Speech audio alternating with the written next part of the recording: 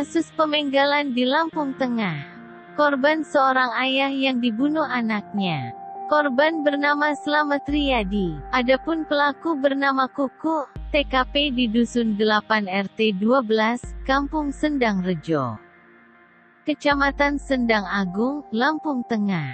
Pembunuhan sadis terjadi Senin, tanggal 22 Maret tahun 2021. Pelaku Kukuh kini telah diamankan di Mapolres Lampung Tengah. Rencananya hari ini pelaku akan dirujuk ke Rumah Sakit Jiwa Provinsi Lampung untuk menjalani observasi.